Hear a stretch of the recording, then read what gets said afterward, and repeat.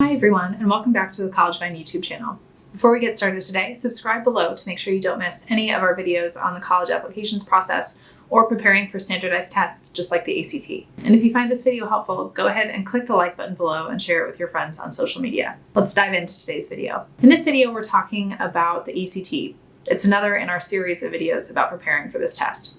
If you're applying to college, the standardized testing system, whether it's the SAT or the ACT, probably will be in your future. So you don't want to miss these tips on how to prepare for the English section of the ACT. Here at CollegeVine, we know that there are three critical components to test prep: familiarization with the test, content knowledge, and test strategy.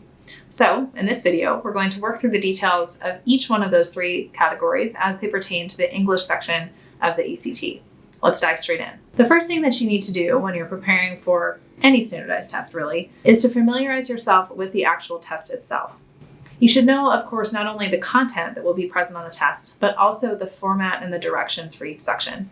This applies not only to standardized tests, but to any test you might take, even in your classes. You don't want to waste valuable time when you're sitting for the test, reading and interpreting instructions. The English section of the ACT is the first section of the test to be administered. Some students find that they're most focused at the beginning of a prolonged standardized test, but others find that it takes them a while to really settle into the testing experience, and that first part is more difficult. If you know that you're a student that takes a while to adjust when beginning a test, you might consider some pre-test warm-ups to get into the right mindset when you sit down for this English section.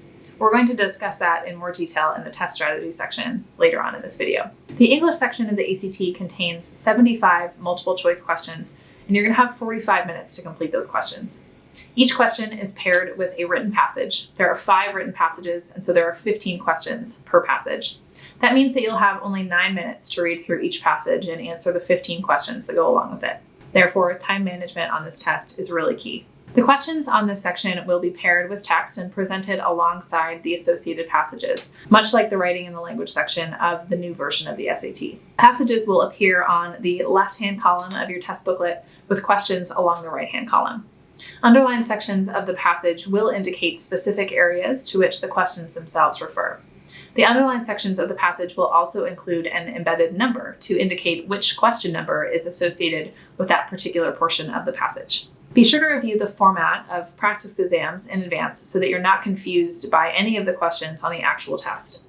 Although it may seem unfamiliar at first, once you know what to look for in the underlines and the referring question numbers, it'll all become second nature.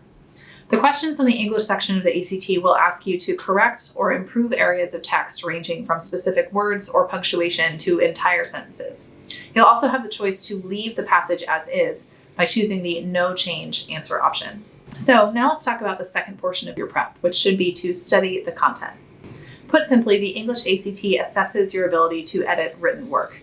You're asked to recognize and fix errors in grammar and punctuation, and to improve the style, tone, or organization of different written passages. In order to do this, you'll need to have good knowledge of the conventions of standard written English. That knowledge should include grammar rules, punctuation, and sentence structure. In addition, you need to have a good ear for identifying and improving how sentences and paragraphs work together, and also how broader ideas are connected throughout a written piece. In terms of the specific grammatical skills assessed on the ACT, you should be prepared to show your mastery of punctuation. That includes commas, apostrophes, and semicolons. You should know how to track number agreement between subjects and verbs and between pronouns. You should be familiar with common idioms and common wrong word choices like affect versus effect and its with no apostrophe and an apostrophe. Pay attention to parallel sentence construction, verb tense and conjugation, and sentence fragments or run-on sentences. Beyond grammar skills, you'll also need to demonstrate your rhetorical skills related to written style, strategy, and organization. Stylistic writing skills include formality and tone. Strategy questions will test your knowledge of how the author builds and supports his or her argument and how their intent is reflected throughout the written passage. Organizational questions will focus on how sentences and paragraphs fit together, how ideas are connected through transition words such as however, and whether specific words or sentences are actually relevant to the passage or just extraneous and should be omitted. One great way to prepare is to just do as much editing as possible. Edit your own writing, your friend's writing, and review your teacher's edits of anyone's writing. Make sure that every time a friend or teacher returns work to you, you review it thoroughly before just shoving it away in your bag. Make sure that you understand each edit and why specifically it was made. If anything is unfamiliar or confusing to you, you should ask for clarification from that editor. Now let's talk about a few key strategies for the English portion of the ACT. Number one is to have a plan to hit the ground running. As I talked about earlier in this video, the English section is the first section administered on the ACT. And for some students, it's difficult to get into the right frame of mind right when you start testing. It might take some warm-up for you to perform at your strongest. And unfortunately, you don't really have time to warm up once you sit down to take the test. You'll be too busy opening the booklet and diving right in. If you are someone who needs a bit of warm-up, there are a few things you can do to prepare before you even actually sit down on test day. There are two major ways to do this. You can warm up your brain or you can warm up your body. You need to decide which one works for you ahead of time or settle on a combination of the two. To warm up your brain, you might want to get some mental exercises going to start thinking without actually focusing on test content. Focusing on test content might stress you out and just work against you. So instead, you might want to try a few brain stretches, like counting backwards from 100 as quickly as you can, or naming an advanced vocabulary word for each letter of the alphabet. It might sound silly, but if you do these brain exercises before practice tests as well, they'll become a mental cue that it's time to get into the testing frame of mind, and it might have a real impact on your performance on test day. Other students might find that it's really their body that needs to get into the right testing mindset. Some studies have shown that people who exercised physically before an exam actually performed better than people who were sedentary before the exam. If you're one of those folks, then you might try building 10 minutes into your morning routine before the ACT test day to get your blood pumping. You might want to just park at the far end of the parking lot and speed walk to the test, or just get dropped off around the corner and kind of jog from there, whatever you need to do to get a little warmed up. Find a way to get your brain or body moving before the test so that when you begin that very first English section, you'll be right ready to go and don't need to spend any time warming up. Strategy number two is to have a time management plan. The ACT is notorious for its quick pace. There's a lot of questions and not very much time to answer them. So you need a plan if you want to get through all of these 5 passages and 75 questions in only 45 minutes. One great strategy for time management is to guess on questions that seem really difficult to you at first, and then return to those at the end of the section if you have remaining time. That strategy will allow you to spend more time on the questions that come easy to you, and that hopefully maximizes your score. Remember, if you don't reach a question at all, you have 0 chance of getting it right.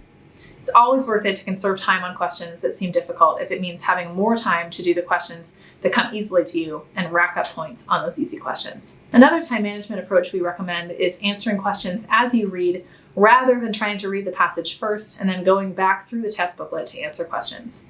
The side-by-side format of the passages and questions lends itself well to this method because you can just work through the questions and the passage is right there next to you. Ultimately, though, you do need to decide for yourself how to tackle the bulk of reading and answering questions strategically. Some students find that reading each paragraph and then answering the associated questions per paragraph works for them well. Others find that simply answering each question sentence by sentence as they appear works best. Really, no two students learn or absorb information in exactly the same way, so you're going to need to try a few strategies out and see which feels the most comfortable for you through some practice tests. Strategy number 3 is to learn how the test tries to trick you. The English section of the ACT has some very common grammar tricks that you'll certainly see at least once or twice on almost every sitting of the test. One of the most common is subject-verb agreement, when the subject and verb are broken up at different parts of the sentence. Often the sentence will look and read something like this.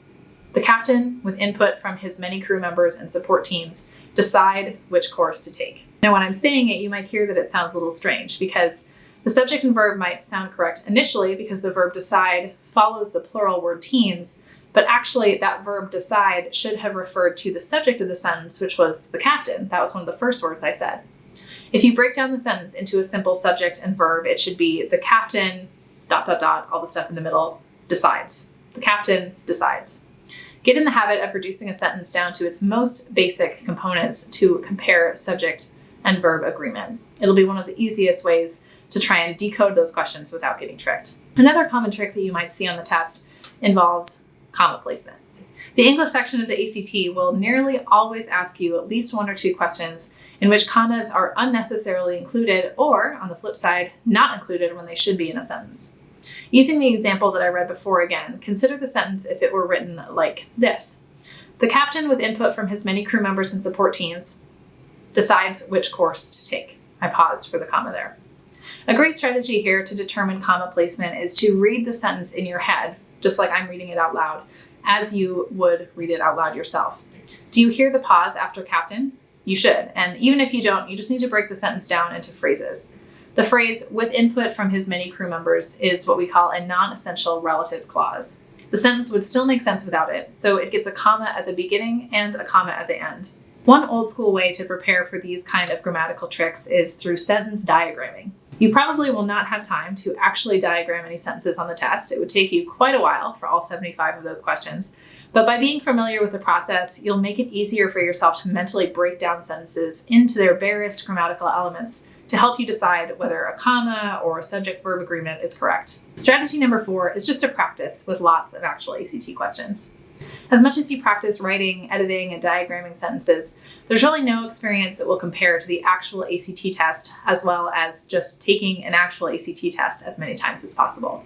Lots and lots of practice tests, or at least lots and lots of practice questions. The format and content of the test might be things that you can prepare for ahead of time, but ultimately taking such a specialized standardized test does become a skill in and of itself. Be sure to prepare for it as much as you can by maximizing how much practice you do using actual real ACT practice materials, preferably coming directly from the test provider, the ACT itself. Of course, you can also check out the vast ACT resources that are available on the College Find blog. We're going to link to a few of those helpful articles in the comments to this video to get you started.